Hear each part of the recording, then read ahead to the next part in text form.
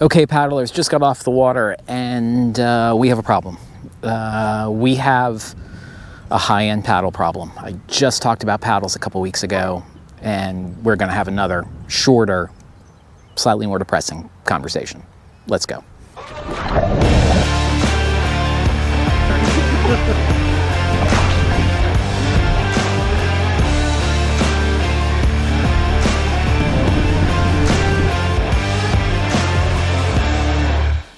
Welcome back, everyone. It is good to see you all.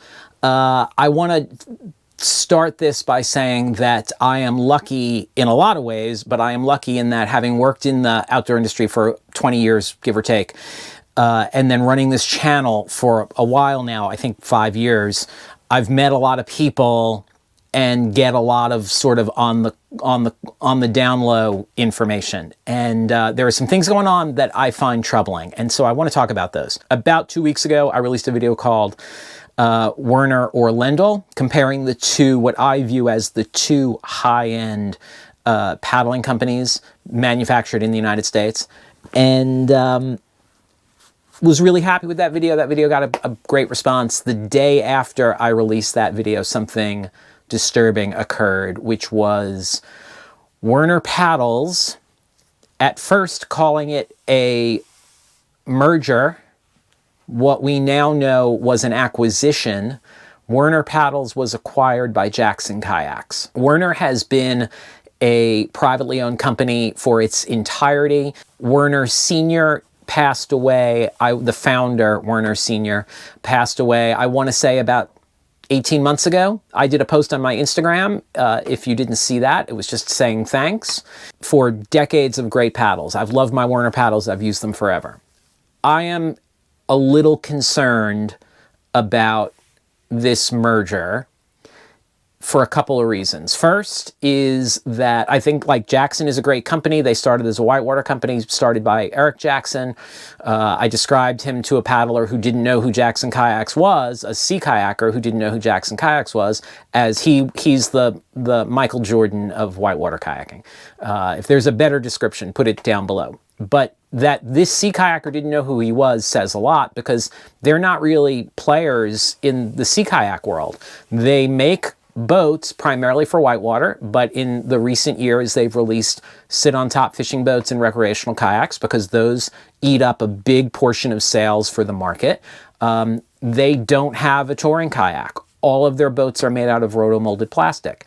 And again, there's nothing wrong with roto-molded plastic. They are perfect for those kinds of boats. But we're seeing more and more boats made out of thermoformed as well as composites. It's always been composites. Thermoform is the newest version of materials for touring kayaks. So they have no expertise in that realm, which is fine, except that they now own arguably the or one of the premier high-end kayak touring paddle companies in the world. And my gut is saying two things. The first thing is that I think in 36 months, this is a prediction, write it down. Maybe I'm wrong. I hope I'm wrong. In 36 months, Werner Paddles will not exist. It will be Jackson Paddles. My other concern, which I can't put a date on, is I think that we will see the current lineup of touring paddles continue forever, in theory. But I don't think that we'll see great innovation or anything earth-shattering coming out of Jackson Paddles, which I've decided I'm going to start calling it. So those two things are concerning. But I'm not done. Yeah. So I said to myself, well, if I were in the market for a new paddle, a high-end touring paddle, I would, like right now, I would probably, if I needed the Werner, I would probably order a Werner, because you're getting the paddles made in Washington State. They're moving everything to Tennessee. So yeah, I would probably buy a Werner, or you could buy a Lendal. Or can you? So I knew from my conversations with Lendal last year, when they hooked me up with the two paddles that I am still using, that they were about to shut down production. I want to say that was October. I will double check my email, but I want to say it was October. They were shutting down production. I heard from someone else that at the last minute they lost the factory that they were moving into. The seller pulled out of the deal, and so they were looking for a new space to be their production facility.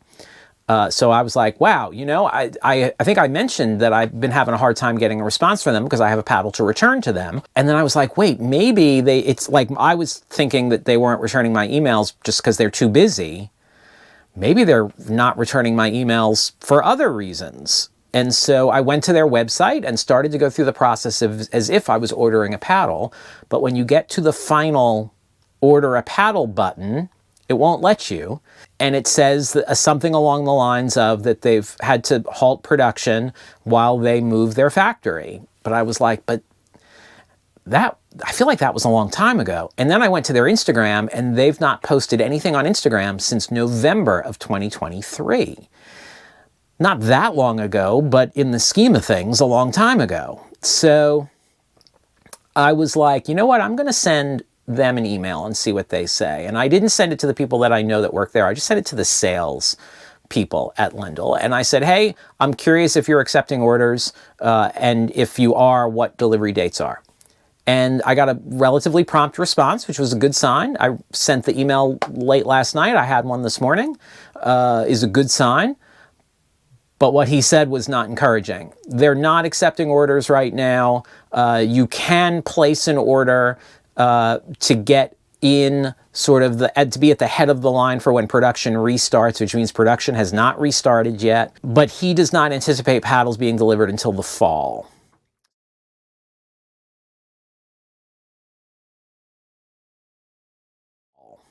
So that's a year off of production. I am the worst business person in the world, but can a company survive a year without producing products while incurring all the expenses of moving and like rebuilding a factory? I don't know. Tell me down below. No, absolutely. That's a normal thing. I have no idea. That to me seems problematic. So that, combined with the Werner situation, that sounds like a book title, are we a year or two away from losing the two primary North American high-end sea kayak paddle companies? Like, what's going to happen here? I don't know what's going to happen, but it ain't good, you know? So I'm concerned, and I got to tell you, if I didn't already have a plethora of paddles... Would you say I have a plethora of piñatas? I would be ordering a paddle from Werner right now. I'd be ordering one from Lendal, but that doesn't seem to be a guarantee of anything. So, yeah, if you're in the market for a paddle and you're in North America, I would be buying a paddle. I absolutely would.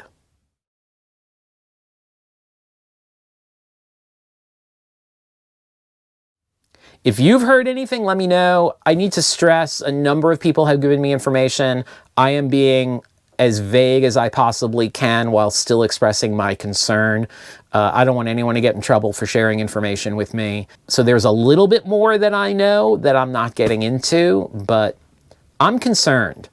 I would buy a paddle if I were you. Okay, that's where we are. Yeah, what are your thoughts? Let me know. Does this concern you? Concerns me. Obviously. Okay, do me a favor, buy me a coffee. After you're done buying a paddle, go and buy me a coffee. Links are down below. My books are there. The Guides Way is there. Well over 100 tips and tricks from 20 plus years of paddling and guiding and touring and instructing. It's all there. Okay, that's how you can help me out. Now tell me how I can help you out. Is there a video you want to see? I'm in like mad production mode before I hit the road for 2 months. So if there's a video you want to see, let me know. Put it down below. I'll do my best to make it happen. All right, I'll see you on the water.